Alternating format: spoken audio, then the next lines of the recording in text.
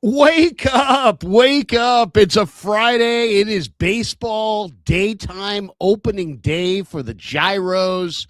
That's right, a little civic holiday out at 3rd and King. We got a lot of interesting Niners stuff to talk about. They're getting closer to the draft, and there's some very interesting stuff starting to percolate. Let's go.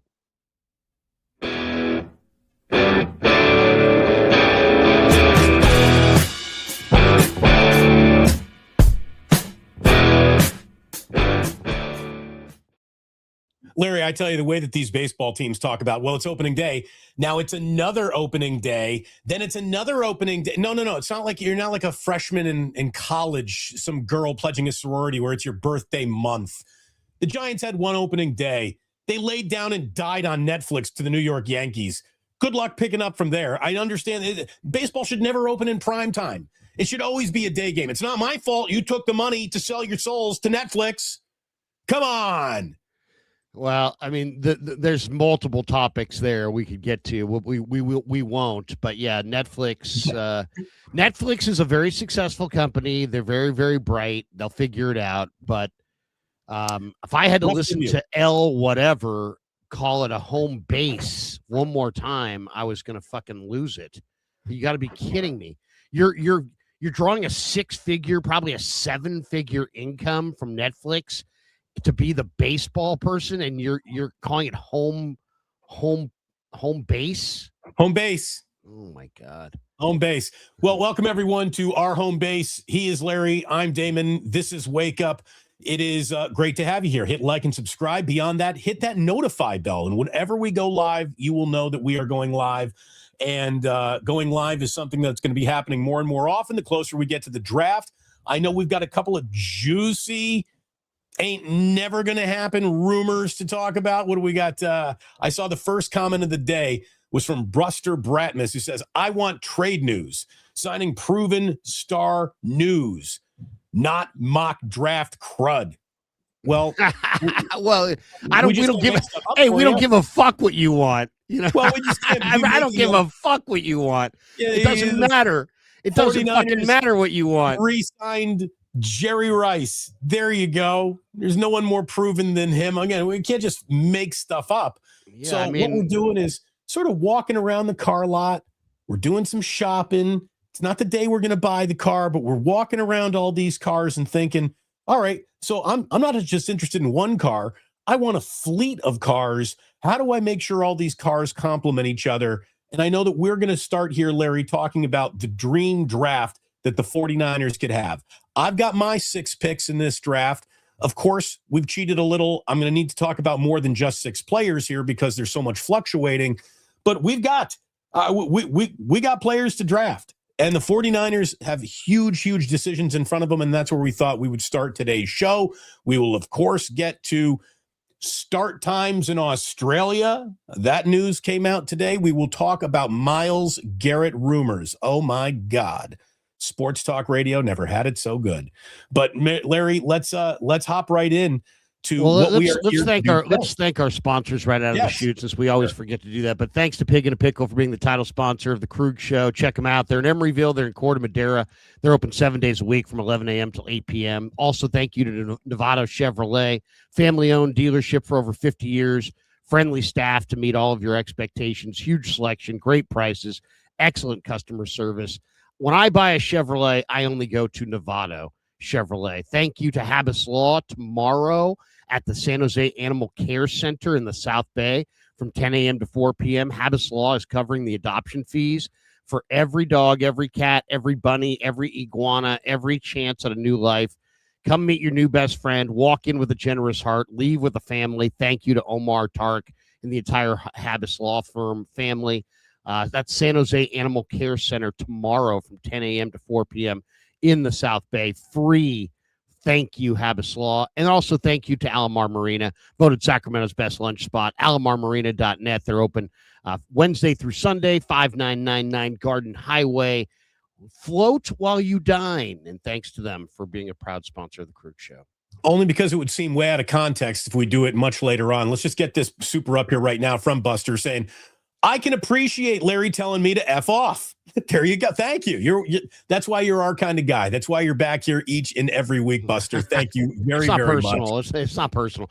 He understands. Everyone understands. Hey, it's probably a slow morning for my man Ike. Yesterday was his 48th birthday, so happy birthday to him.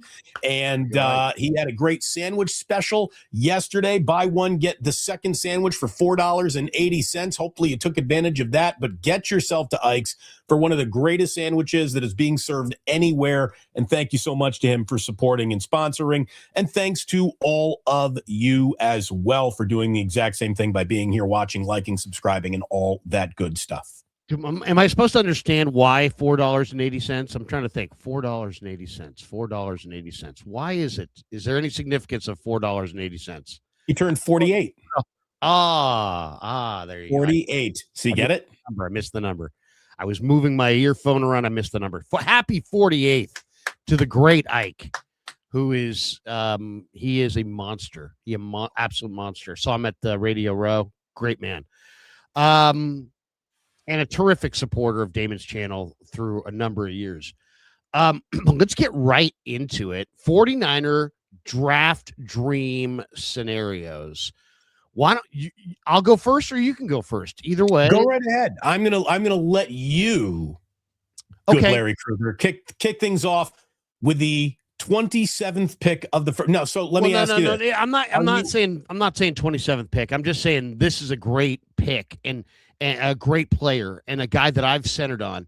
And Damon, guys like me, it's like I have a lot of courage in my own convictions. It's like if I like a player, I don't need anybody else to like that player to also, like him. It's like, but I'm like everybody else. It makes me feel good when people that I really respect really like my opinions. You know what I mean? Have you ever had an opinion and then had somebody that you really respect, you hear your opinion and go, oh yeah, I totally agree with you. It makes you feel nice. It makes you feel good. Has anyone gotten to Monroe Freeling before me? Anybody out there? Yes, there was this guy, Field Yates, who was all over him in the middle of the year. But yeah, that's you love Monroe Freeling. Okay, so here's a guy. You know how much I love Greg Cosell. I do. Greg Cosell guy. So Greg Cosell loves us, by the way. He says he watches the show. I talked to him during the Super Bowl. He watches Wake Up. He likes us. He thinks we're no nonsense. He doesn't think we're house organs. He likes the way we agree with each other and argue with each other. So, Greg, if you're watching right now, thank you very, very much. Well, here's the guy, and I stumbled on this just minutes before the show. My guy, Greg Cosell, on the Ross Tucker podcast, talking about a player that I really love. Here it is. But there's a receiver whose tape I really, really like. And it's funny, I texted with a good friend of mine after I watched this guy, and I texted him and said, why is this guy not as good as Jordan Tyson? And that receiver is Ted Hurst from Georgia State. I really like this kid on tape. Now, obviously played at Georgia State. It's not a Power 4 school. They were terrible this season. I think he's one of the most intriguing wide receiver prospects in this class. Size, speed, stride length, that's his profile. Obviously, there'll be questions about the level of competition, but you're talking about a long, dynamic receiver. He was a weapon at all three levels of the defense. Look, what I always say about players like this, if he showed the same traits profile with this kind of production in a Power 4 conference, Ross, we'd be talking about him as a first-round pick without question. I thought he worked the middle of the field at the short intermediate levels. He caught a ton of dig routes, had a few too many drops. That needs to be cleaned up. But he also had plays where he caught the ball very easily on the move, seamlessly transitioning to run after catch. This guy, to me, has the size and length and traits profile to develop into a boundary X at the next level. I was fascinated by Ted Hurst from Georgia State. Yeah, me too, Greg. It's almost like you want to tell him, hey, Greg, shut up, because now you're going to tell another team to draft him, and he's not going to be sitting there for one of the 4 compensatory picks. So be quiet, Greg. Well, he's not going to be there for the compensatory picks. But Ted Hurst, Damon, the most important word in this kid's scouting report is state. Because if you took off state and just said, this kid, Ted Hurst from Georgia, he'd be going in the 20s. he might be considered for the Niners at 27. But because he went to Georgia State at the FCS level, he's going to go probably late second round, early third round. And if I'm the 49ers, I think my plan, we're going to talk about our dream scenarios and prospects and that kind of thing. To me, I think the 49ers are going to do something in the first round that's not wide receiver. And then I think in the second round, that wide receiver potentially could be there. Or if they traded back into the third round, that wide receiver selection could be that pick. And I think Chris Bell, as Tony Pauline said from Louisville, is probably their first choice. My guess is they're going to go D-line in the first round or defense in the first round, and then they're going to come back in the second round with a receiver, and I think it's most likely going to be Chris Bell from Louisville.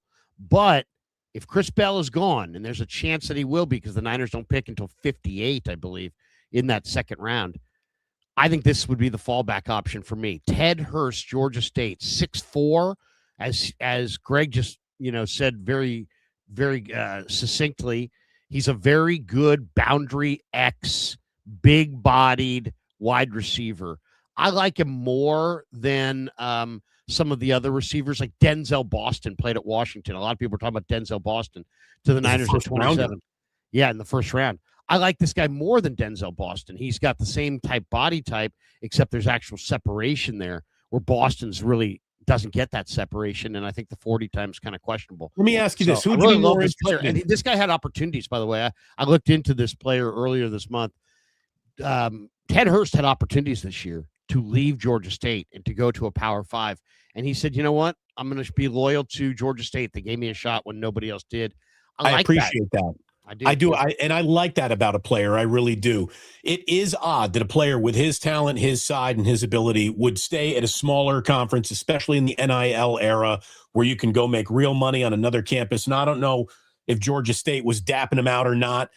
Probably not the way that they would have at other schools just in his region, much less, just in his city, for goodness sakes. But I appreciate the loyalty. I really do. Would you be more interested in Ted Hurst with a second round pick or Elijah Surratt?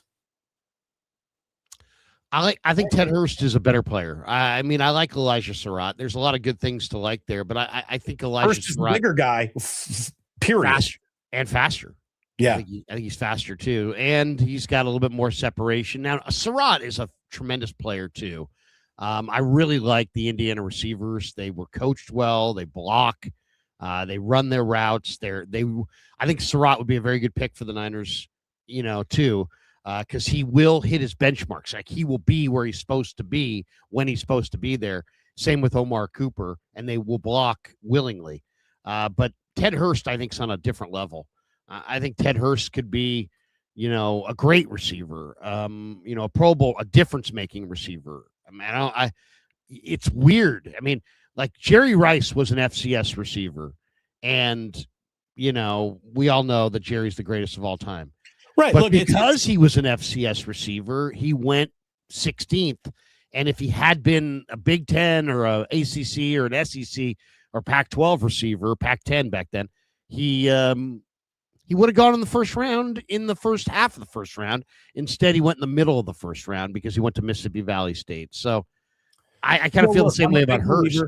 Not everyone has great talent in them, but great talent can come from anywhere. It really can. So very interesting. Again, now that when Cosell is on to a player and prospect, it makes me that much more interested in him, without a doubt. So I'm going to check. And Greg, by the way, not to interrupt, but Greg has a great eye for this. He really does.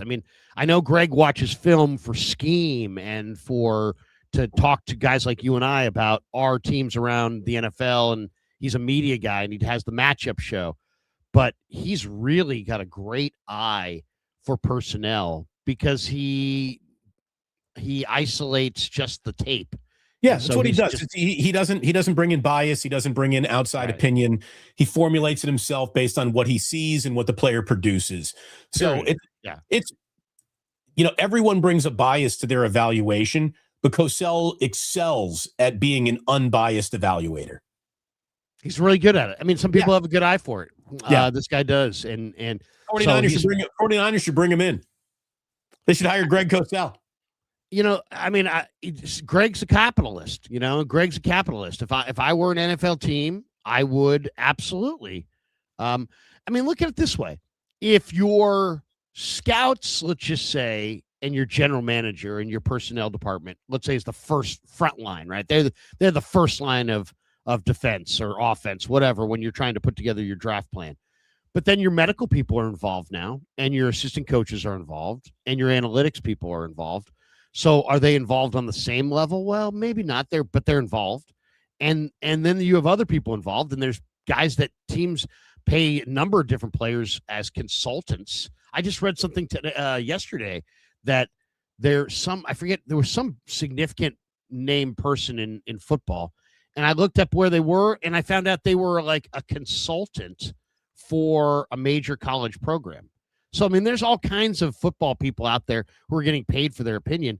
Greg Cosell's got a great opinion. I would absolutely pay Greg Cosell 6 figures to say, hey, Greg, take an extra 2 hours a day for the next month and analyze film and report back to me what you think. And give me your best analysis, and I'll throw you 6 figures. I mean, I think it would be worth it. I really do. I mean, you spend these guys. We're talking about teams spend $100,000 on nothing, napkins and just stuff. I mean, this would actually help you get better. So I love it. All right, so there's my guy. I'm going Ted Hurst to start as just a dream scenario. He appears to them in round 2. And if Chris Bell's gone, and he may be, Ted Hurst is the pick, and it could turn into Niner lore. It could turn into one of those things where, how about this? The Niners wanted this guy, Chris Bell, but they took Ted Hurst, and Ted Hurst became a superstar in the NFL. So that's my hope. In terms of wishful thinking, Larry, I love your wishful thinking. I think the more likely scenario is that Ted Hurst would be the guy that the 49ers drafted, and he didn't have a target until week 6, and he didn't have a catch until week 11 because Kyle Shanahan absolutely hates his rookie wide receivers, period, end of story. Now, if you're telling me they draft the right one and he finally plays them, I'm going to tell you, there's long odds on that. Because that he's already, the minute any wide receiver is drafted to this team, congratulations, you got to beat out the 5 guys in front of you. And there is zero doubt that Shanahan has a pecking order, and getting your name into that pecking order is going to be really hard. Mike Evans is going to play every down he can while he's healthy. Christian Kirk ain't going anywhere. They're going to try to wring every drop of production out of Ricky Pearsall they can get this year. Demarcus Robinson isn't coming off the field for Ted Hurst. So, will you play him?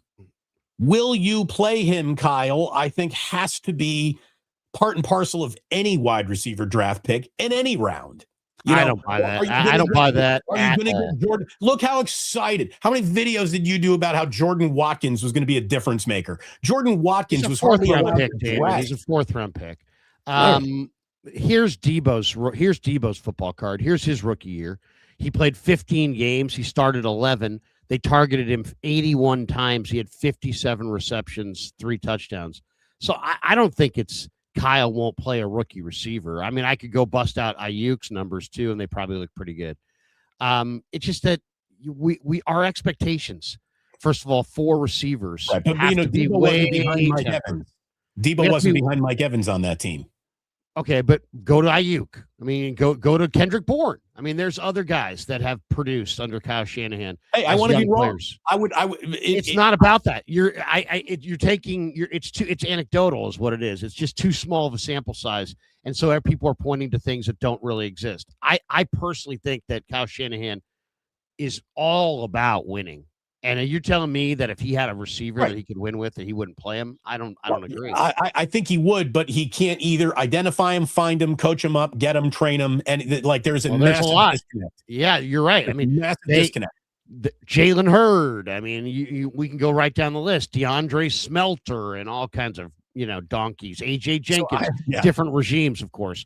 But I had so I did this a little bit more traditionally. I put the picks in front of me. I sort of used reverse drafting. I started with the last pick of the 4th round and worked my way up here as far as what I think the dream draft would be for the 49ers. More than anything else, more than any other topic, more than any other draft need, there is nothing hanging over the 49ers right now quite like the Trent Williams situation. Whether that gets figured out, how that gets figured out, goes part and parcel into what I think they do at number 1 overall. If nothing else, Larry, hopefully you'll appreciate my consistency. Now, I do think that Caden Proctor is gone. I think Freeling is gone. I think Lomu is gone. I do think it is time, though, especially if Trent is not here. If Trent is traded or moved on from or cut or just he ain't here, with the first pick at 27, Max Ionacher, I think, is now the pick for the 49ers. I want the best tackle on the board. I am nothing if I'm not consistent. I think that this team needs to address its offensive line problem. They need to admit that they have a bigger offensive line problem than they're willing to admit. And if Trent Williams isn't back, congratulations. You now have a left tackle problem. The only position that really wasn't a problem on this offensive line. Now, if Trent is back, I'm a big believer in following trends. I'm a big believer in, well, what you've done in the past will probably indicate what you do in the future. And if Trent is on this team, I'll tell you that you don't now need this tackle. You still do. I mean, here's the thing. If they bring Trent back and take Max Ionacher, I wouldn't mind that either. You know, I would not mind that either. But if Trent is back, I'm going to lean into something that is a clear need and a player that I think is almost consensus liked by everyone who covers this team, including the team itself. And that's Cassius Howell, the edge out of Texas A&M. I'm going to overlook those short arms and just tell you that his entire game is built on speed. I look at him as sort of a counterweight to what D Ford was to Nick Bosa. I think that you can absolutely play this guy, and he would be instantly impactful just in terms of speed. Cassius Howell at 27 in the first round. I'm not worried about his floor. I don't know where his ceiling goes. I think he's an NFL player day one. I think he's a day one NFL player. Who's that? Howell? Like Cassius Howell from Texas A&M. I mean, he's the SEC DPOY, right? He's the defensive player of the year in the SEC. The first thing you read is the short arms. Like his arms are so short. Yeah, he does have short arms, and there are real stats that show that 30-inch arm, 30. I think the stat is sub 32-inch arm rushers don't do anything in the NFL. But I will say this: just watching Cassius Howell, I mean, he's got an ability to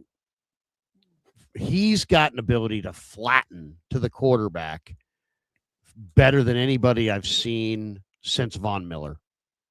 He can flatten to the quarterback. So the flatten part is when you dip the shoulder and you get to the edge. Some guys run a big old loop. Some guys run a kind of a tighter loop. Some guys literally have this ankle flexibility where they can put their foot in the ground and just take a sharp left turn and just bend. Larry, how's your bend? But then it's just like foot in the ground, and then it's like two explosive steps, and you're hurling yourself at the quarterback. And that's what Howell has. He's very rare. He's very special. That's a good one. I want to focus though on Ionacher because the 49ers. I think the Niners need a tackle. They haven't gone first round in a long time. They're going to need a tackle. If they trade Trent Williams and don't get a tackle coming back, they're going to need a tackle if they, keep Trent Williams long term, but they may not need it in this draft. But looking at the board this year, Francis Maui Noah is going to go really high. Spencer Fano is going to go really high. Your guy Freeling's going to go really high. Lomu, I think, is going to wind up going in the top 25. I think there's 4 tackles in the first 15 picks, Larry.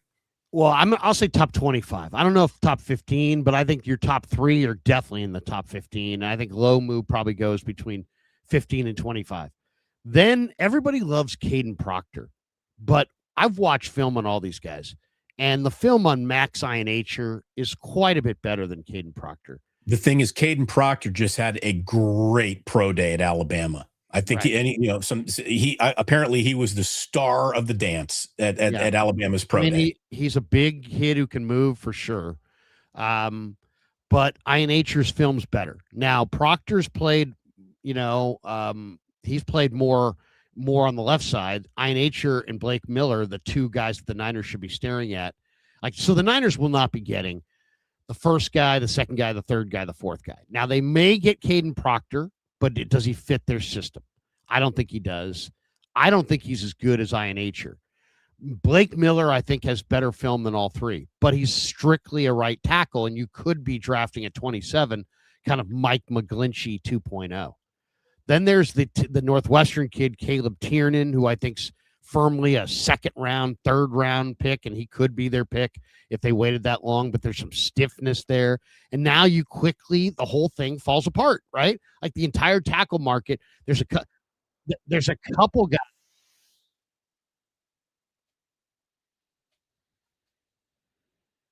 Larry, you just mute yourself? Your mic just sort of faded out. I had a commercial popped up in one of the pop-ups I had, and I couldn't figure out which one it was. Oh, there you go. You're back.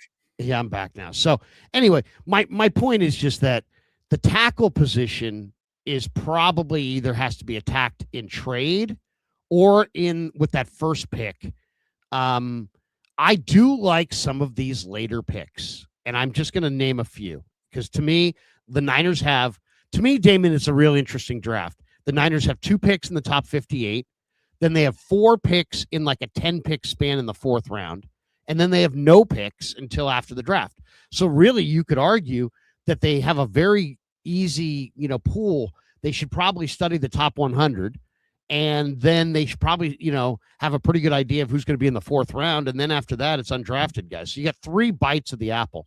In that 4th round, to me, there are a couple tackles that might be there. Jalen Farmer, Kentucky. Austin Barber, Florida. Isaiah World tore his ACL for Oregon, so he may fall. J.C. Davis from the Illini, who went to McClymonds, may fall. Crownover from A&M may fall. Dieter really likes Keegan Trost as a run blocker. He's considered maybe the best run blocking tackle. He's going to be there in the 4th round. Emil Wagner's going to be there in the 4th round.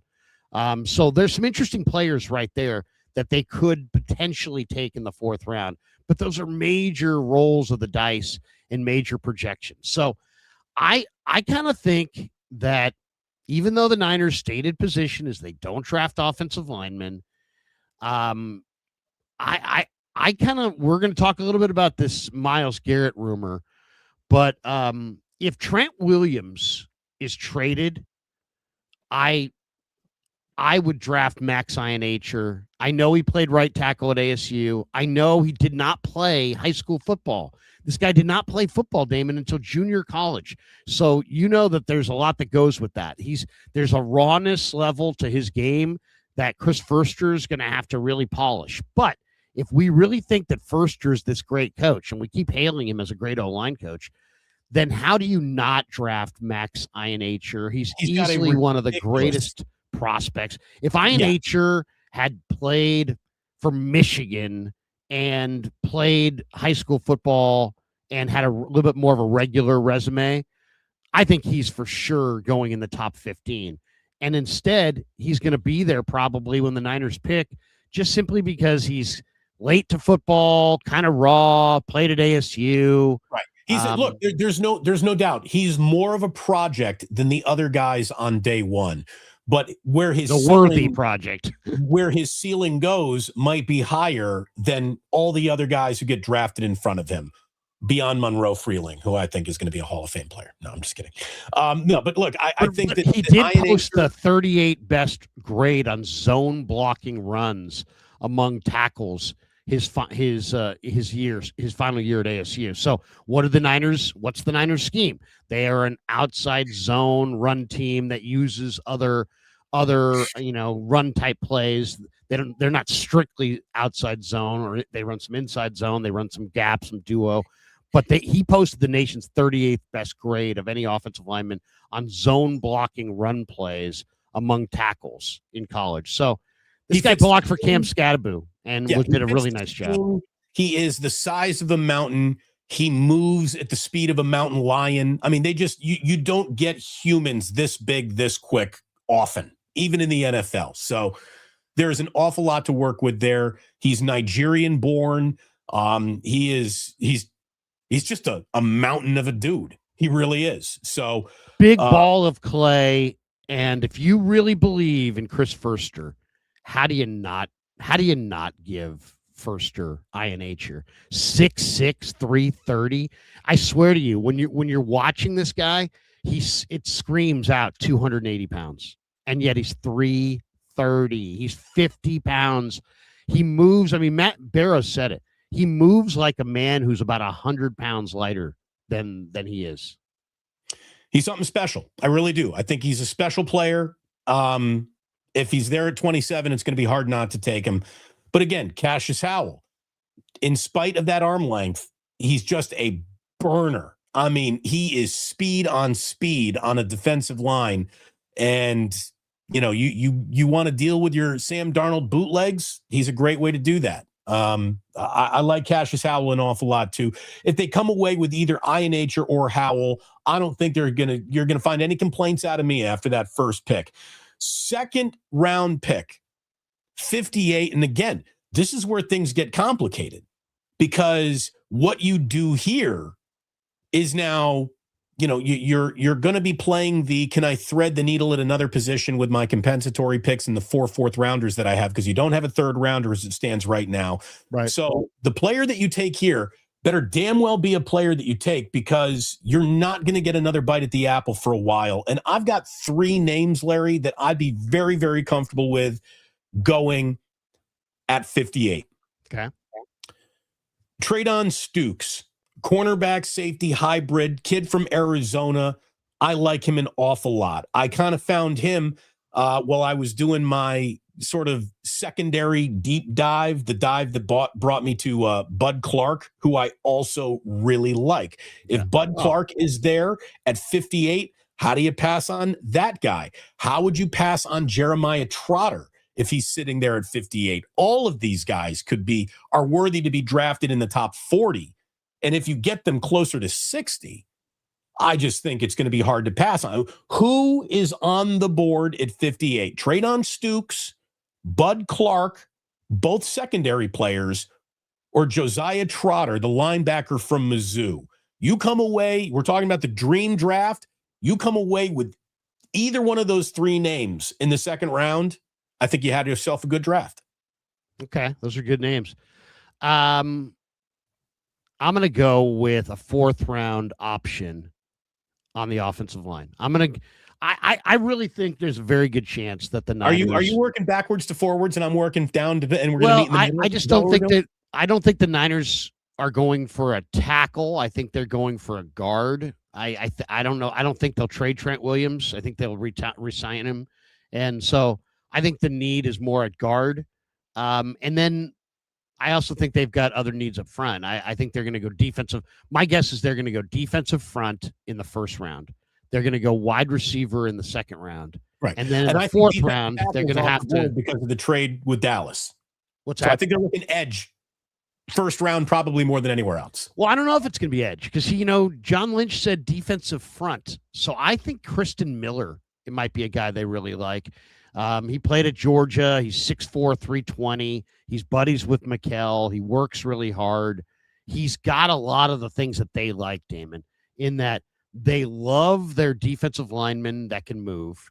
This guy can move for sure, but he's a horse. They also love their guys who are their defensive linemen who are great athletes, but also are good guys. They don't want bad guys. And this guy has a high character to him.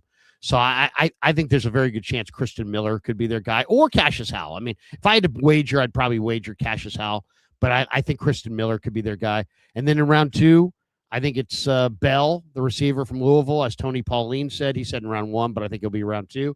And if it's not, I think it could be Jeremy Bernard, but it could be Ted Hurst. But eventually they're going to get to the 4th round, and they're still going to have that offensive line need.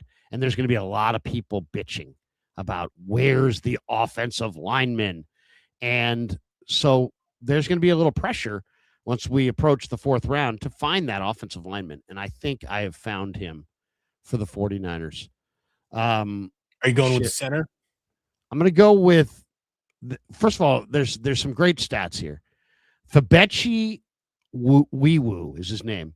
230 pass blocking snaps. He allowed 2 pressures all year. He had an 89 pass block grade. Here he is right here. This is a list of the lowest allowed pressure rate on true dropback sets. As you see, he's number 1, 0.6%. Then you go up here. That's another one. Here you go. Fewest quick pressures allowed. He did not allow a single quick pressure all year. Not 1, 0. Leads the nation. Then you go to this little measurable. By the way, what's the difference between a pressure and a quick pressure? Quick pressures, you just get beat out of your stance. Pressure means eventually they make their way to the quarterback. Pass blocking, PFF gave him the top pass blocking grade among interior offensive linemen, which is really great. Here he is, 0 sacks allowed. He played 481 pass blocking snaps. He allowed 0 sacks. That is the most pass blocking snaps without allowing a sack in the country this year. And there's some other good names here. Kobe Baines, Micah Morris, Keelan Rutledge, all good players.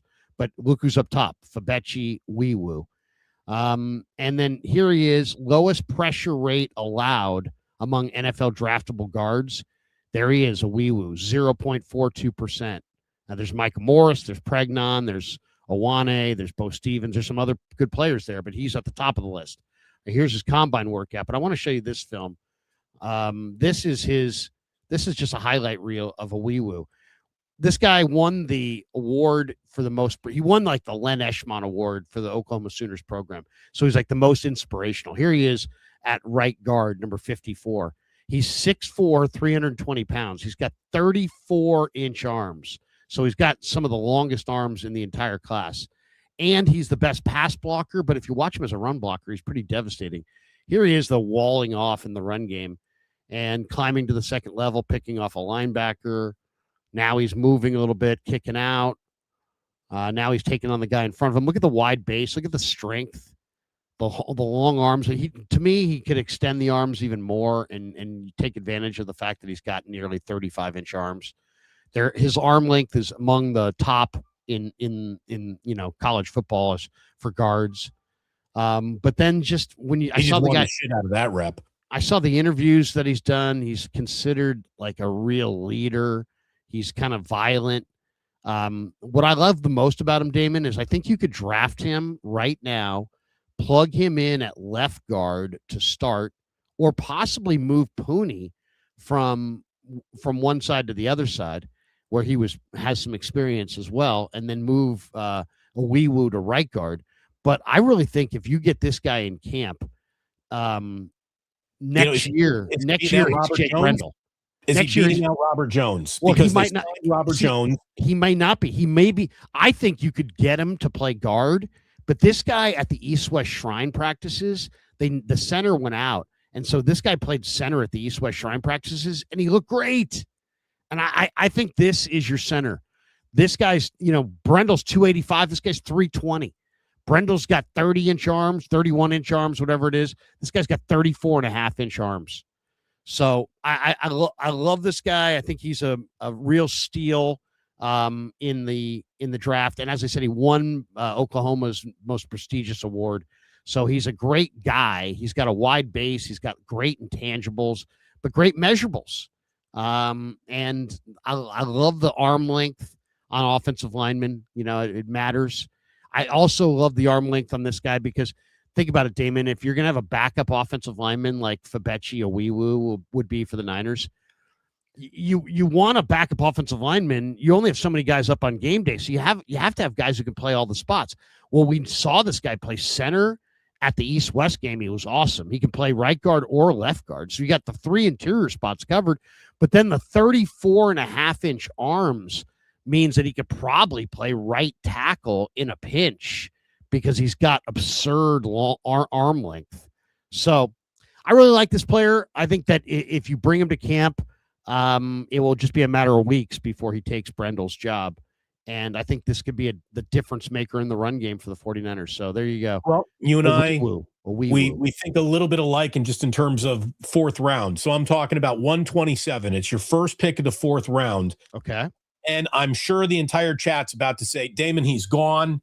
Forget it. There's no way if he's not Jake Slaughter, the center from Florida. If he is there at 127, I think that's it. He is the type of center that is perfect for the Shanahan scheme. He's 6'5". He's whip smart. He was a captain. He has all that SEC pedigree. He's an elite pass blocker. He, sounds like the right guy to take over for Jake Brendel and protect Brock Purdy. And you want to talk versatility, even though, again, he played center exclusively in college. If you play center, you can play either guard. If you play either guard, that doesn't mean you can play center.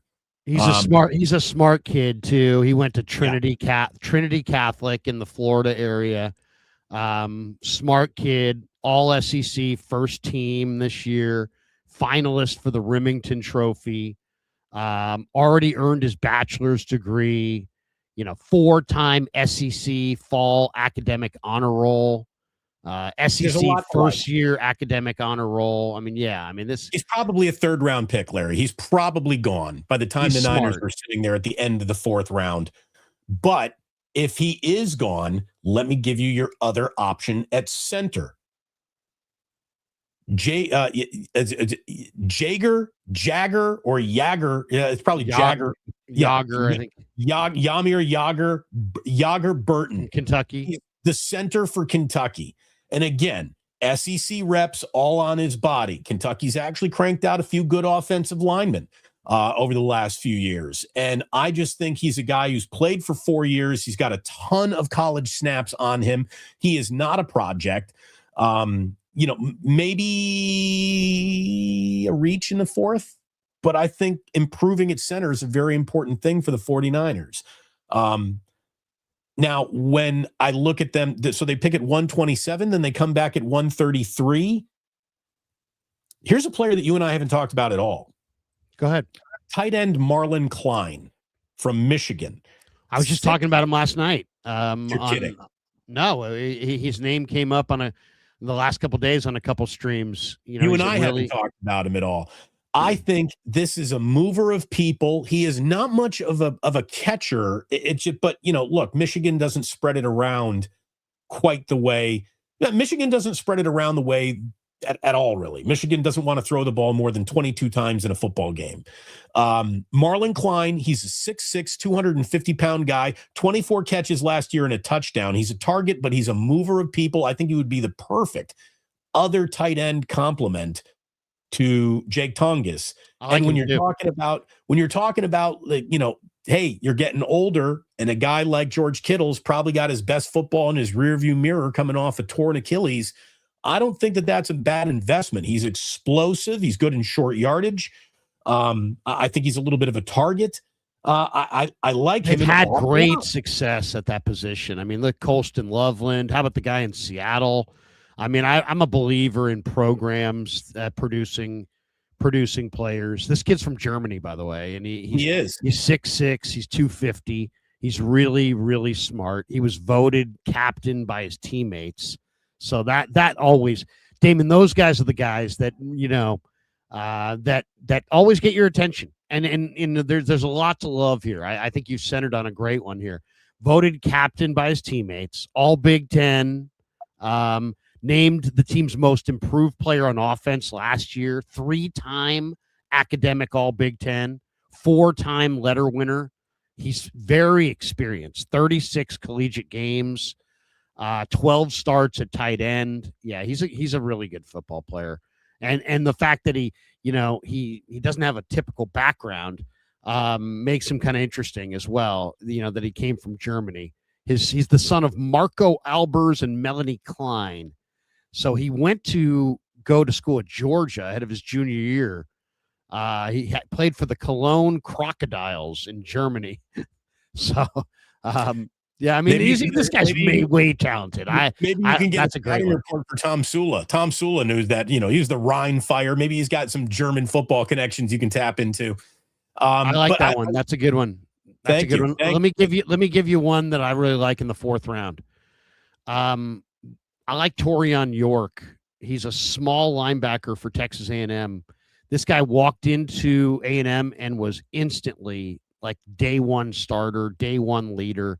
He's 5'11", 230 pounds. So he's small, right? He's kind of along the lines of a Nick Martin, but man, he can absolutely you're getting him in the 4th round, right? I mean, that's in the 4th, right? We are. Right. And this guy ran 4.5 at the pro day. Here he is. Coming right at you. Running right near your laptop. This is a very good time for a player like Torian York because he is an incredible football player. No jiggle on that run, Larry. That guy's got painted on skin. Yeah, there's no fat. He's not big, 5'11", 232. He's a self-made player, but this guy shows up. And, the linebacker spot, it's all about instincts. If you have good instincts, you're closer to the play if you're fast. If you have bad instincts, you're further away. This guy flows to the action all the time. He's really, really good. And in the 4th round, I think that's a great pick. I like him, Larry, but I'm going to do you one better in the 4th round. And we're going to my alma mater to find him. With all of the Indiana players that we've talked about, I don't think we've talked about Aiden Fisher very much. This is a guy who was one of the James Madison boys who came to IU with Cignetti. Total winner, total stud, over 200 tackles and 5.5 sacks in his 2 years in Bloomington. He also had 2 interceptions in his senior season. Absolute defensive leader. To think that the Indiana Hoosiers were that good defensively all season long, he's a big reason why. This guy cleaned up anything that came at him after they got past the defensive line. He is he's all over the football field. Aiden Fisher, a linebacker, I think is there at 139. I think he's certainly, I think he's there. Maybe he's a 5th round guy. He might be a 6th round guy, but I like Aiden Fisher an awful lot. And, since we're talking about these 4 4th rounders, here's one that I know you and I are about to agree on. Kaleon Black, man. He is built. Oh. He is built to be Christian McCaffrey's touchdown vulture. If the 49ers draft him, Christian McCaffrey scoring fewer touchdowns last year because this guy is your short yardage, your goal line back. He is explosive. He's not just powerful. He's explosive. And Shanahan's going to love this, never fumbles. He does not fumble the ball. Over 1,000 yards last year. He was the dependable guy that Cignetti went to over and over and over again and got to have it goal line moments and yardage. This is an NFL running back for sure. Yeah, the way that's my guy. That's my guy for sure. I love him. He, 4th round would be, I think, where he's going to go. Where I think he'd go maybe even later, but I would take him in the 4th round with one of those 4th round picks. Again, you don't have he's a gutty player. He's not going undrafted, Larry. Oh no, he's not going to go undrafted. But I think he's a day 3 guy for sure, and I think he's probably a 5th round guy. But if I were the Niners, if I could trade one of those 4ths back a little bit, get a couple extra picks, I would take him. I love him. He moves the pile. He runs with strength. He runs with balance. He's a culture player. Now, part of my theme, if I were, if John Lynch said, Krug, give me, you're all over the draft. Give me a couple quick thoughts. I would say, John, don't ignore the story that's right in front of your face, which is that Indiana won the national championship. And they won the national championship not because Cignetti's magic, because Cignetti recruited well. And he brought a lot of really good players. You win in sports, not with magic. You win in sports with good coaches coaching good players. Damon, you've named a couple guys, and I love them. Okay, but there's 2 guys that I need to name here that I know you're going to love, but I'm going to throw them out here anyway. To me, this might be the safest play that the Niners could go. There's a lot of talk that Ty Simpson is going to be on the board when the Niners pick. A lot of talk that Arizona may want to trade up for Ty Simpson, or maybe the Jets, and they want that extra fifth year on the quarterback contract that you get if you take him in the first round. So the Niners may have an option to move down from 27 to like 31, 32, 33, 34. Wouldn't be a bad idea. Would not be a bad idea. So that might be the idea I would have. And then I would follow it up with this guy. This is D'Angelo Pons. And, to me, you're talking about a very special player here. Now, I know he's 5'8", but so's Upton Stout. Do you like Upton Stout? Yes, you love Upton Stout. This guy's better than Upton Stout. Well, this is a 5'8" corner who's better than Upton Stout. He's a 5'8" corner who plays better than any 6-foot corner you saw last year. He is a great player. And he's not a good player. He's not a very good player. He's a great player.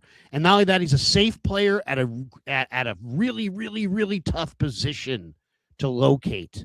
So I love the idea of trading back and either taking D'Angelo Pons or Keontae Scott.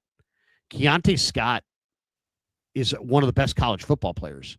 And then when we finally got the workout at the Miami Pro Day, he ran 4.25, and the guy had a 43-inch vertical, and he's an amazing football player. Like, he's kind of reminds me of Brian Branch. And guess what? You need a Brian Branch. The Niners need a great football player. Fucking Keontae Scott is a great effing football player. So, and D'Angelo Pons is 5'8". He is a great freaking player. So no more, you know what? We went for this position. We needed it. No more, this and that. He was the guy. Go get a great player that falls to you. And if you look at the way the board falls, the corners of value, like Scott and Pons, star corners, are going to fall to the 49ers at 27. The question is, will they pick one of them? And so those two guys, I'm all about those two guys. But I got one more. Give me one more, and then we're going to talk. We're going to talk a little Miles Garrett after this. Let's see if I can find this. Damn it! Let me get rid of a couple of these screens. But my one last guy. Too many tabs, Kruger over here. Yeah, too many tabs. And now I don't see the guy that I wanted to. I had one saved here for you. And I don't see it. But here it is. It's Pat Coogan.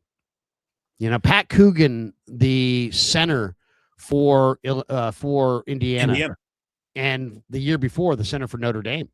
And I don't think it's, coincidental that those teams had epic years, both years. And Coogan was the MVP of the Rose Bowl. And it's absolute just tone setter, Larry. He's a tone setter, locker room guy through and through, and he plays on the line of scrimmage like a badass. And he's not an athlete.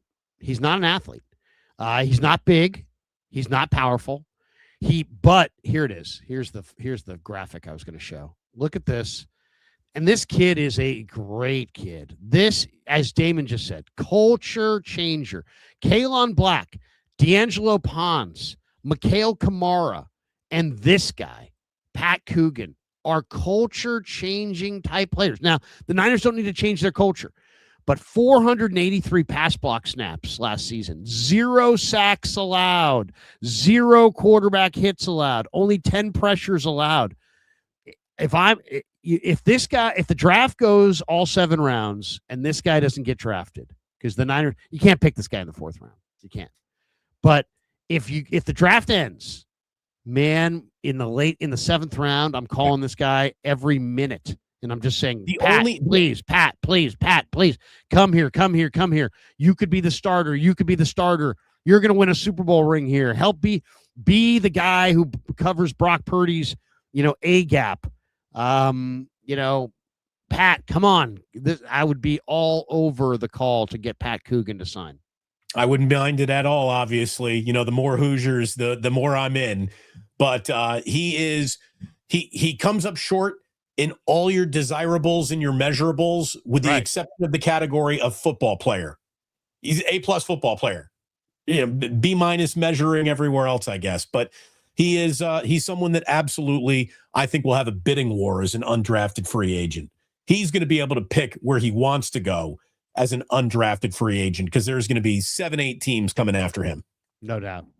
Do you have one more before we jump to our last topic here? Yeah. So the one more, again, we're going way back up to the top of the draft here to talk about this player. But when if you told me, because I do think linebacker is something that is a need, I think you need a succession plan, not only for Dre Greenlaw, but for, you don't want to get caught with a, aging, total linebacker core, Fred Warner in the middle of it. C.J. Allen, the linebacker from Georgia. I wouldn't be surprised if that's not the player that really caught John Lynch's eye when he was at the Georgia Pro Day. He might have gone down there looking elsewhere, but I think C.J. Allen is a player that, especially if this is like you moved back. Like I could see C.J. Allen being an early second round pick. And if the Niners move back into the early part of the second round, I think C.J. Allen is a very, very good player that they would be more than happy to have. He's really good. He's really good. Now, there's some stiffness in his workout, and there's no question about that. But I was just watching something the other day, and I'm going to see if I can find it here. But it was a C.J. Allen short. And it was a quote. Yeah, here it is. Here it is. Let's see if I can share the screen on this. Can you hear that? I can't hear anything. Sorry, I was telling Ozzy to not. Ozzy had a big bowl of Cheerios and he wanted to come in here. I just had to wave him off. Hold on one second. Sorry, Oz. The world according to the great Oz. Okay, hold on a second. Hold on. Ignore the man behind the curtain. Here we go. This is a cut from Kirby. And this reminds me when he talks about Patrick Willis. So I'm going to play this, and hopefully you can see it. Can you see Kirby there? I see Kirby. All right, here it is.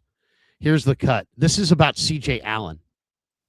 So C.J. Allen is a rising junior and one of the best leaders we've had in our program at linebacker. He is from Barnesville, Georgia, right down the road, and is a tremendous leader. Quick story about CJ. My son needed to get treatment for the last couple months, and he would come in the office every morning around 6:50, 6:55 to get treatment at 7 so he could make it to school by 8. And there wasn't a morning that we got there that C.J. Allen was not already in the training room doing some kind of rehab, running, getting warmed up, taking care of injuries. He's just a relentless worker and a relentless competitor who got to play in some big games as a freshman, probably even before he was ready. And that's paid off for us last year and this year with CJ. I know. Yeah, I mean, relentless worker, Damon. This kid's a great athlete. And he's a tremendous worker. And that's what Patrick Willis was. Willis was like the hardest working guy the Niners had. This kid's got some stiffness. Like if you look at his workout, there's some stiffness there. He's not the most fluid linebacker of all time. But when you look at the production, the leadership, the relentless nature of his dedication, you saw the kid's body, right? I mean, the guy's jacked. He's fast. I don't know who I think John was either there to see Kristen Miller, Monroe Freeling if they're going to trade up, or possibly C.J. Allen. And there's talk, Damon, that Oscar Delp, by the way, could be a 4th round tight end on their radar as well. Yeah, but only Oscar Delp didn't even have 300 receiving yards in any of his seasons, so he's a little bit of a workout wonder. And I don't know if Lynch knew he was going to work out the way he did. He ran 4.46 though. He looked great at the workout. But yeah, CJ Allen would be like, if you drafted CJ Allen, you might be drafting like your future leader, and you're putting him in a room with Fred and Dre. And there's a lot of belief that if you got a great young leader and you can put him behind a great young leader, that you're really going to have something special. And so maybe they're thinking that along those lines. They could be thinking Kristen Miller as well, who's a very powerful inside rusher, who's very talented, Damon. I don't know how much Kristen Miller is not a name that has gotten a lot of attention. That's for sure. He's not a D lineman out of Georgia. Right? I mean, he's a D tackle from Georgia who is really, he's just a great. That's the guy that Michael Williams keeps talking about. Well, he's Mikel's good buddy. Yeah, he's a buddy of Mikel's, and so. But I wouldn't draft him just simply on that. But I would definitely consider drafting him. Now, I got to show you one more guy. And then we got to talk about Myles Garrett. By the way, we got over 1,000 people watching across all of our platforms right now. Thanks for watching Wake Up. We are here Monday and Friday. Now, we might not be here next Monday because I am leaving at like 3 a.m. with the family for SFO. We're going to be in Florida all next week, Larry. So I'm going to have to let you know what my schedule is going to allow next week. We're taking the kids to the Duchess's place in Sarasota, Florida over spring break. Ooh, so that should be fun. That should be fun.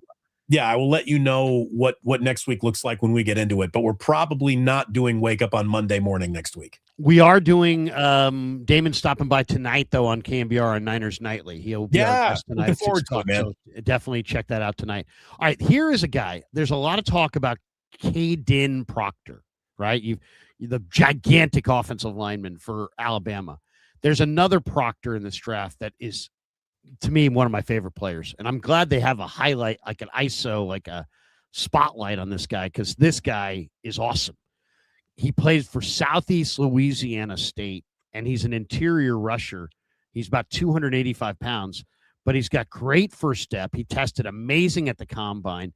He's got unbelievable strength in his hands. He's got 10, 11-inch hands, and they're really strong, and you can see the way he throws guys away. Watch this 17 seconds of this is Caleb Proctor, Southeast Louisiana.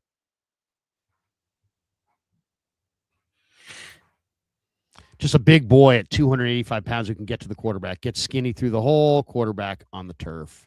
This is against LSU, by the way. Command the double team, ran right through that. He's whipping 78's ass. Yeah. Look at the balance. Guy stays on his feet. Now, it's a short clip. It's only 17 seconds, so we won't play it over and over. But there you go. Caleb Proctor, an amazing player for Southeast Louisiana State. He would be another guy in that 4th round that I would absolutely consider. All right, let's talk a little bit about what I think is an interesting story. Now, we're talking Myles Garrett here, right? Let's talk Myles Garrett for a second. All right. Dave Lombardi did a whole video on this. Other people have done videos on this. Lots of people are commenting. What's going on here is, I'll try to paint this picture as quick as I can. Last offseason, Myles Garrett demanded a trade away from the Browns. The Browns said, no, we don't want to trade you. He said, I want out. I want to go play on a winner. He said, no. They said, no, we're going to sign you. He signed 4-year, $160 million contract. He has an AAV of $40 million a year. So he's now signed. And so they appeased him by paying him this, and everybody kind of ripped him like, hey, I thought you wanted out. I thought you wanted to be in a winner. And now you've got your money and you're staying. So he stayed. But then they played their season and they had he had an epic year, maybe the best year of anybody ever. And they passed over Jim Schwartz, his good buddy, for the head coaching job for Todd Monken. And then Schwartz resigned. Now, the untold story, I think, behind the scenes is I think there's a very good chance that Myles Garrett has told the Browns to go F themselves, that he was publicly politicking for Schwartz to get that job, and Schwartz didn't get the job and then quit. And I just think that there's a possibility that there may be some bad vibes around Myles Garrett, which is making the Browns think about life without Myles Garrett. They signed A.J. Espinosa, the defensive end of the Bills, away from Buffalo. So they actually signed a replacement player if they want to put him out there. Right now, he's slated to back up Myles Garrett. So Garrett's out there, all right? He had a roster bonus that was due him by the Browns on March 25th for $29.2 million. But the two sides moved it back to August the 30th, 1 week before the start of week 1. Immediately, Adam Schefter on camera was talking about this and said, when you see contracts bonus schedules moved around. He's like 9 out of 10 times that means there's a trade brewing. Well, that's exactly what the 49ers did with Trent Williams. They moved his bonus money down the road, and yet the Niners say they don't want to trade Trent. And according to Schefter, he contacted the Browns, and the Browns said, no, we don't want to move Myles Garrett. We love him. He's going to be here. We're not. But here's the thing, Myles Garrett is the type of player where whether or not you intend to trade him or not, you have to say that. You're going to have your season ticket holders call and say, I'm canceling my season tickets if you trade Myles Garrett. So you never. That is not news you want to be in front of. You come in behind the news on that one. So you're totally right on that. He's the kind of player with the kind of magnitude for multiple reasons. His impact on the locker room, his impact on other signings, his impact on the fans, his volatile nature, jersey sales, business, planning, everything else. It's all out there. And so they're not going to say anything. We're not trading him. That's their stance. Okay, but they did move this money around till August 30th. Now, if they pay him that $29.2 million right now, Damon, and they trade him, that $29.2 stays with them. But if they move that thing to August 30th as they have, and they trade him on draft day, the Niners or whatever team trades for him will pay that $29.2 million or have it renegotiated before August. So that's interesting. Okay. Beyond that, Larry, yes. 2 weeks ago, it was the Cleveland Browns who proposed to the NFL ownership committee that you could go 5 years down the road looking at draft picks. If you're talking about trading Myles Garrett, I mean, the bare minimum is 3 first-rounders, wouldn't you say? Well, I mean, no, I wouldn't. I would say no. I mean, and I'll tell you why in a second. I think 2 for sure, but I think the return could be muted. And here's why: because Myles Garrett, I think the cat's out of the bag in the inner circle among the agents that people probably know that Myles Garrett wants out. You know, my guess is and Myles Garrett, by the way, his cost for 2026, and I was watching the Lombardi breakdown on this. He did a nice job. $9.14 million is his 26 cap hit. So it's the Niners could trade for him right now and fold him in at $9.14 million.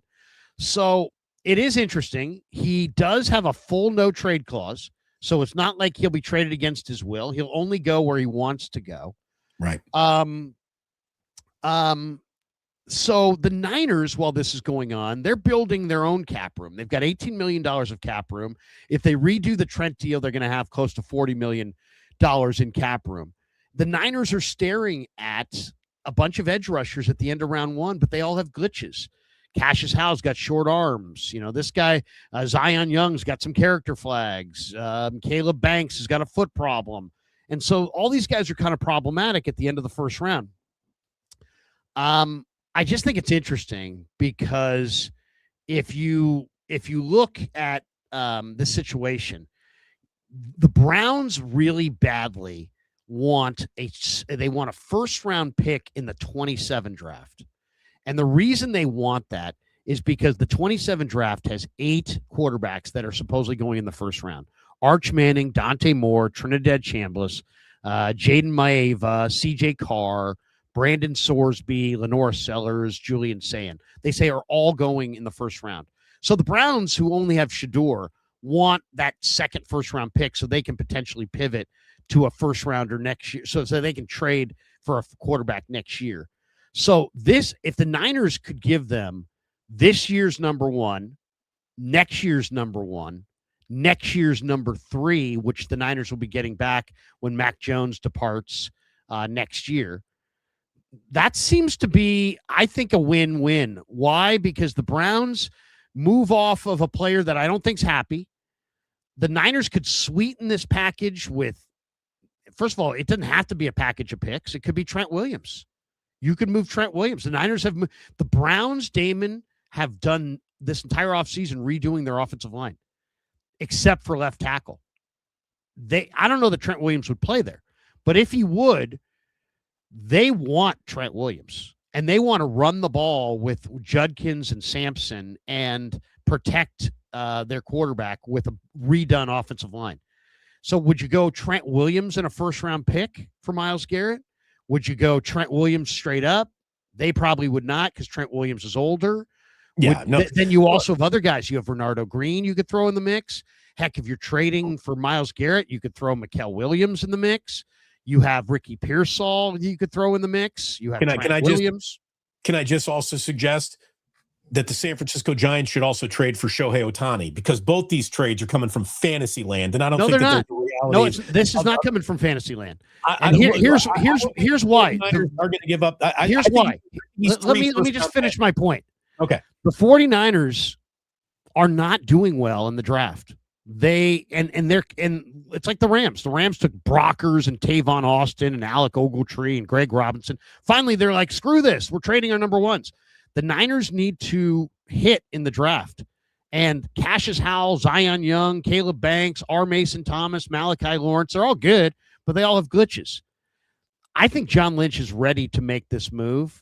And I think also the Niners are very motivated because they know that Myles Garrett could wind up in Seattle or LA or Philadelphia. Chase Sr.'s got a video out right now that the Eagles and Howie Roseman are all over the idea of trading for Myles Garrett. So it's a little bit of you can't pick a good guy in the first round. It's a little bit of you've got some real assets that you could put into the deal. It's a little bit also of the Niners can jump the line here on Seattle, the Rams, and the Eagles. Why? Because what the Browns are really after is that 2027 first. And the Niners version of the 27 first in the betting public's mind is probably going to be a higher pick than the Rams, the Seahawks, or the Eagles. So when you throw in draft pick compensation, I think they push to the front of the line. And I also kind of think that there's a very good chance the 49ers may use Trent Williams in this trade and then turn around and maybe draft a tackle, because it's pretty clear. I mean, I'll just say this. It is interesting that both the Niners with Trent and the Browns with Myles are moving big money around and pushing it back to almost say, hey, if we trade you, now it's easier to trade you. I think the Niners are out because I don't think an aging team can afford to give up 3 first-round picks. And I do think he's a 3 first-round pick player. Now, if you say Trent Williams is in it, what are you trading for Myles Garrett for and moving off of Trent Williams? You're trading for Myles Garrett is we're trying to win the Super Bowl right now. But maybe they felt, Damon, that they could – maybe they feel like trading Trent Williams and getting Myles Garrett does more to improve their defensive line, and that they could – they played a game or two without Trent Williams. Maybe they like Austin Pleasance. Maybe they like what they see. Maybe they feel like maybe they like Ian Acher or Blake Miller or some tackle in the draft. I'm just saying, if there's an issue here with Trent Williams and the 49ers, clearly, and there's an issue here between Myles Garrett and the Browns, clearly, and I think the Browns want to beef up the O-line. I think the Niners want to beef up the D-line. I think there's a deal to be had here. And I think also the Browns love trading for 3 first-rounders. I don't think that's unreasonable at all for the best defensive player in all of football. I mean, they just gave away 2 first-rounders. Baltimore did for, Max Crosby, which, of course, they came off of. But I think 3 first-rounders is the opening. That's the opening ask, but I don't think they get 3. I think they get 2 firsts and a third, or a first, a third, and a really good player. But or it would have to be somebody who was drafted in the first round. You have to get Mikael, Pearsall, somebody. You're going to have to get somebody big in addition to a first and a third. But again, I got both kids home today, Larry. I got to do something real quick. I'll be right back. Okay. Give me 5. All right. Let me hit some supers here. I'll hit the 9 supers while Damon is out. Buster Bradamus. I can appreciate Larry telling me to F off, LOL. Buster, I was just fooling around.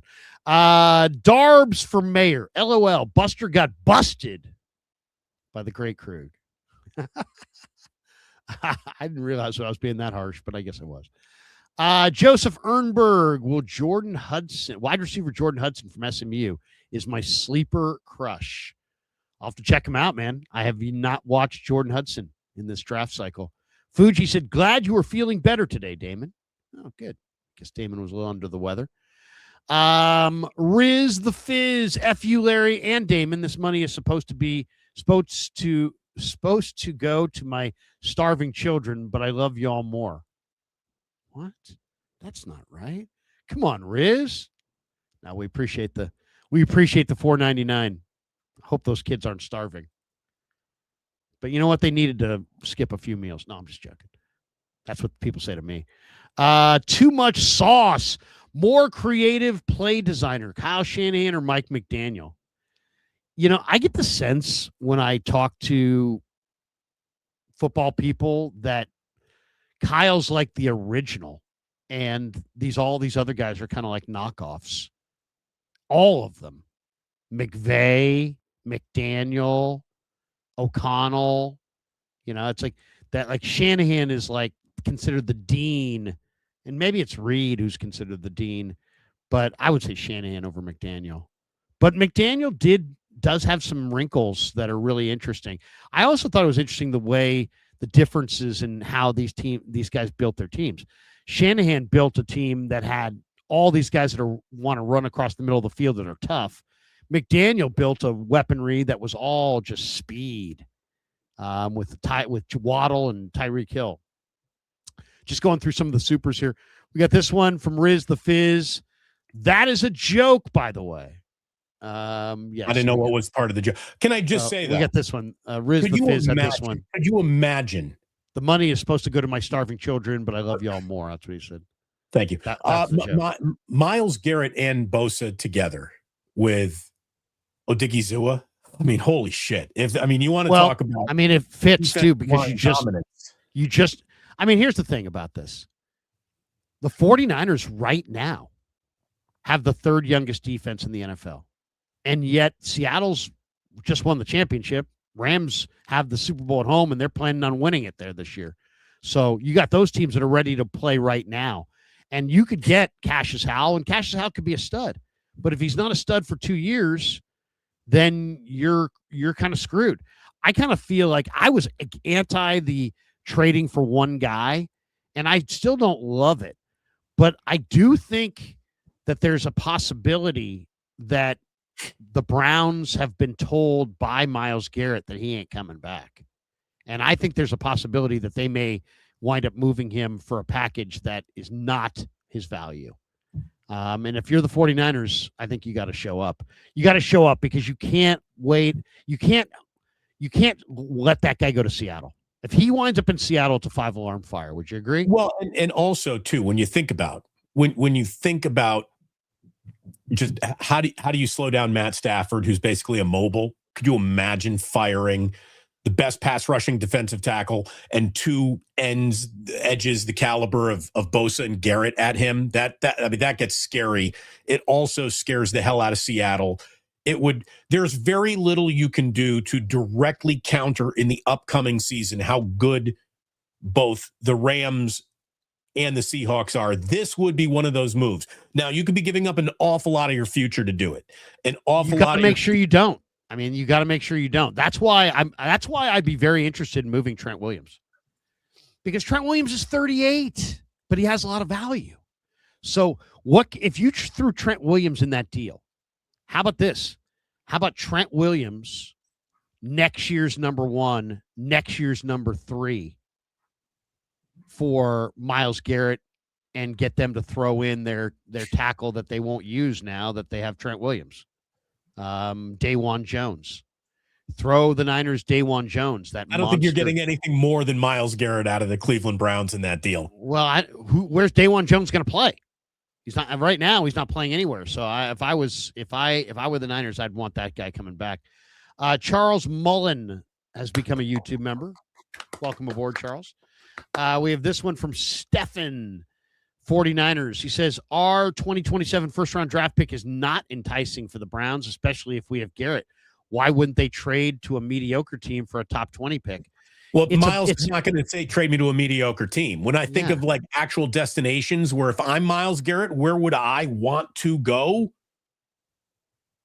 Seattle would be at the top of the list. Well, I mean, let's just say, Jacksonville in that within that context is the team that's going to get him. You don't get to pick all the bad teams. The teams that want him are Philly, the Niners, maybe the Rams, maybe the Seahawks, probably one or two other teams. And the question is this: of those teams, if the Niners, the Seahawks, the Rams, and the Eagles all offered as the foundation piece of their package, yes, the 27 first-round pick, and you're the Browns, whose deal would you take? I'd take the Niners. If it came right down to it, if he was willing to go to all four of these teams, and you could have the 27 first-round pick, Niners, Eagles, Rams, Seahawks, who do you want? Taking the Niners. Connor Orr for Sports Illustrated wrote about this. He said, this would be an interesting long-term gamble on behalf of the Browns. While the Niners are an excellent top 10 team right now, their aging roster presents the possibility of a few injuries derailing a season and making future 49er draft capital look immensely valuable, like you're just pointing out, Larry. In the Shanahan era, San Francisco has picked 3rd, 9th, 2nd, and 11th, though some of those higher-up picks resulted as a trade-up. The Niners are moving like a team that acknowledges upgrades are necessary to compete in an increasingly competitive NFC West, and Garrett would dramatically raise the efficiency of star pass rusher Nick Bosa in the interim. This would be a salvo fired directly towards the less mobile Stafford and the bootleg-dependent Sam Darnold. Well, and if you could retain some of the picks by moving players instead, maybe they would take Ricky Pearsall. Maybe they would take Trent Williams. What if you could get him for Trent Williams, Ricky Pearsall, and a first-round pick? Would you do it? I would. Well, I would do it, but I would also burn down the stadium if I were a Browns fan. Well, and remember, the Browns are moving into a new stadium in a couple of years. The Browns also could flip Trent Williams to Kansas City. If Trent said, "Hey, you know what? I don't want to play in Cleveland." The Niners, the Browns could work out a side deal and send him to Kansas City, which sounds like where he wants to be. Fuji says it appears Super Bowl 63 will be in Vegas. Should Super Bowl just be a fixed rotation of LA, Vegas, New Orleans, and then a rotation of Florida, Nashville, or Atlanta? I mean, no one would complain. I said that I think Vegas is the best place for the Super Bowl. Now, people pushed back on me and said New Orleans. I obviously love New Orleans. I just went there this year. I've never been at a Super Bowl in LA or in these other spots, Atlanta, Nashville, Florida. I don't know about those spots. But I will say this. I would be totally fine with some combination of a rotation of like Vegas, New Orleans, and then you reward where do you want? Miami, San Diego, something like that. You reward your owners who built new stadiums. That's what you'd be doing. You'd get you got a new stadium. Well, you get a Super Bowl, I guess, if you spend all that money on a new stadium. Probably everyone but Buffalo. They're never going to put Minnesota, no cold weather places.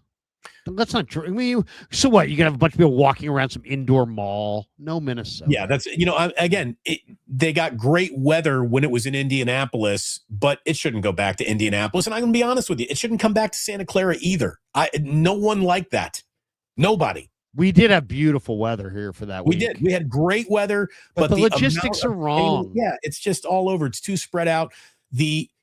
So the Super Bowl fits in Vegas because, number one, it's Vegas. Number two, it's the ultimate guys trip. Number three, there is a plumbers convention that is 3 times the size of the Super Bowl happening in the same week. And Vegas just absorbs it all like nothing is going on. There's just a million rooms. There's a million things to do. New Orleans is just awesome. The only thing about Vegas was cold. Vegas is freaking cold in February. That's the only thing. Yeah, it should just go back between New Orleans cold, chilly. It's 38 degrees. You know what I mean? It's cold and less cool time. There's no pool options. I love New Orleans, but New Orleans every year. I don't know if I go every year. Every other year. If you wanted to do it, Vegas, New Orleans, and then plop it somewhere else where a new stadium is opened up or something like that, I would get it. Vegas was so cool. I mean, think about that. I mean, even though it was cold, I mean, every day for 5 days we're, going to different bars, restaurants, and killer spots. I mean, it was unbelievable. Vegas was a great host city. Oh wait, we got this one. Fuji, would having the first 2 rounds of the NFL draft on day 1 work? Would the NFL consider that concept so second round picks and family can be in the green room as well? They could change it any number of ways, but I don't know if that's coming. I would say they want to isolate that first round, put it in prime time. They want the first round to be a star on its own. They want all the first rounders to feel more elite than the second rounders, and that's a great way to do it. It's amazing what it's become, though. It's really amazing. 32nd pick, though, I'm ready to keep going. Like, I would love to do it 2, 2, and then 3 instead of going 1, 2, 4. Well, how about this? It is very popular. It is enormously popular. Why not go back to 12 rounds? You have 7 rounds. There's going to be a bunch of guys drafted. Are you telling me that if you added 5 rounds to the NFL draft, millions of people, NFL fans around the country, would not watch that? They absolutely would. Well, it would be like expanding the NCAA tournament. Now we're just bringing in projects late. There's obviously the draft geeks and nerds would totally go for it, which you are, Larry. But I mean, I don't know how much of that is televisable at that point when you're in the 9th round. Now we're dealing with nothing but players from Georgia State. It's reality television. I don't think it gets any less juicy. It's players that may never play. Yeah, you're not normal. You're not normal. Yeah, but it's not like there's no limit to like the bandwidth. It's not like the NFL Network's going to put something on after the draft that's going to get better ratings. It's not like the thing never went 12 rounds. It used to go 12 rounds. Well, how about a little compromise? It used to go 12. It currently goes 7. How about 10? How about a 10-round draft? Then you don't have this battle royale for all these undrafted players. Then it's more of and if you know who to draft in the late rounds, it's going to reward the smarter teams. So here's the deal, Larry. If they are going to 18 games, which they're going to be going to 18 games in like the next 2 years, right? That's going to happen. They haven't even picked the Super Bowl. It's normally where destinations for Super Bowls are. They haven't even really worked on that yet because they don't know. They haven't set the date for it. They haven't set the date for a Super Bowl a few years down the road when they would normally have that by now. It's time, if you're going to 18 games, to grow game day rosters from 48 to 55 and grow active rosters from 53 to 60. And if you do that, give me 2 more rounds of the NFL draft. I don't need 10, but we should go to 9. I think this is all tied to the future of the NFL and a spring league that showcases the back half of enlarged rosters. And I think it would be a hit. I think it would be a massive hit. Fuji Simeon, would having the first 2 rounds of the NFL draft. Okay, we got that one. We did that. Thank you, Fuji. Thanks, Fuji. We have this one from Stefan. No more Giants streams, please. Do you not like money? Hey, here's the thing. Not everything is built to be a ratings grab. Sometimes you just here. You know what Larry and I are guilty of? We're sports fans. We like baseball. I still like baseball. We're sports fans. I mean, I would talk. I mean, the Warriors are a tire fire too right now. Right. Lots to talk about. If we were just doing this only for the money, you're right. I would never do anything but football, the Niners, football, NFL, and we would never talk about anything else. But I'm a Giants fan. I'm a Warrior fan. I'm a Bay Area sports fan, and I'm going to do a little bit of that throughout the year. Now, what does that mean? I probably won't do a Warrior show until draft night. And as far as the Giants go, I'll probably do a handful of post-game shows throughout the year. Because I know there are some people. I started my channel by doing all Giants post games, and so there are some of my original, followers and subscribers are big baseball people. So it gives you a chance to talk to Coletti, who we both love. Exactly. That, and I love talking to Ned, and I love trying to help Danny grow his channel a little bit. He's been been doing it for a while, put in a lot of good hours. So, I love Giants baseball. I also think baseball is a great sport to talk about. I really do. And I think that if the Giants were not such a fucking colossal bore, it would actually be good. Those 3 singles on Netflix? Yeah, no, I did not. I said 3 singles is never good unless you're opening the front door of centerfolds. Then 3 singles are appropriate. Otherwise, no. So yes, sorry about the Giants streams. Fuji, I feel bad for elderly folks trying to watch a baseball game and instead of local broadcast channel, find out they need streaming services, i.e. a QR code. Yeah, that used to bug my late father. I'd get this urgent call. I'm like, Dad, what's up? What's going on? He's like, I can't find the game. Where's the game? I'm like, Dad, it's on Peacock, Dad. And then all of a sudden we're into codes and where's mom and what's a peacock? And yeah, I mean, it's just, how do I don't want to have my peacock is it going to screw up my set? My dad with a million weird questions. Anyway, that's going to do it for us. Damon, I'll give you the final word before we bolt for the door. Yeah, I'm looking forward to joining you a little bit later on tonight on Niners Nightly, Larry. We'll probably kind of go over this Myles Garrett ground once again because it is interesting. It really is. I just don't think that the 49ers are going to do it. I mean, that's such a big move, man. That's a big, big, big move if they do that.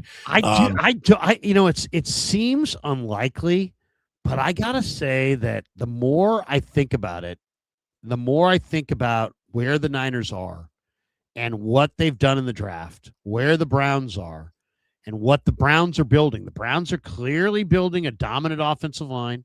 The Niners are clearly they want to build a dominant defensive line, but not with babies and rookies that take 3 years to get ready. They need to be ready to roll, right away. And Garrett's going to play phenomenal football for the next, 2 years, 3 years, 4 years. And I could see them. I think the Browns definitely have already kind of drafted a replacement. I think this would copy. He's 30. His birthday is in December, late December. He's like he's like just after Christmas baby. So he's going to be 31 at the end of next football season. Yeah. So I mean, I just think that I also think that the 49ers, all things being equal, probably would rather not do this idea of Myles Garrett, but they cannot stomach the idea of Garrett in Seattle, LA, or Philly. And so I think they're forcing themselves to be part of this deal flow. I'm going to talk to Chase Sr. here coming up in a few minutes. Sort of look at the Giants and be like, hey, you know what? As long as Ohtani's not a Dodger, you'll be fine with it. Seriously. The Dodgers' top 4 hitters, Ohtani, Betts, Freeman, Tucker, Will Smith. That's their top 5 hitters. It's insane. I mean, it's just ridiculous. Anyway, that's going to do it for us. Everybody. I'm going to stream with Chase Sr. at 10:45, which is 7 minutes from now. Damon, are you going live at 11 today?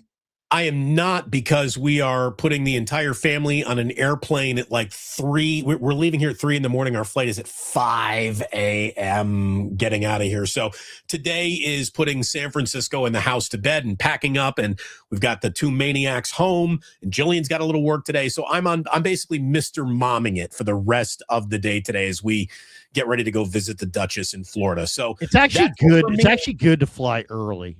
I think it's smart to fly early, especially if you got little kids. The TSA problems right now, getting out early, I think will be on our side for sure. But thanks to everyone. Thanks to everyone who was in here watching today. Like, subscribe, and again, notify. That notify bell button is maybe the most important thing you can do for both of our channels. Making sure that you know whenever we're posting videos or going live helps us an awful lot. So thank you to everyone, and we'll be doing some spots from Florida next week, but I'm going to enjoy a little vacation with the boys on the beach. And Larry, you take care, and I'm looking forward to joining you on Niners Nightly a little bit later on tonight. So bonsoir, everybody, and thank you so much. Hit like and subscribe for both sponsors, and as Damon said, hit that notification bell so you don't have to miss a minute of the action. Thanks to all of our sponsors. Thanks to all of you. Have a great rest of your Friday. Peace.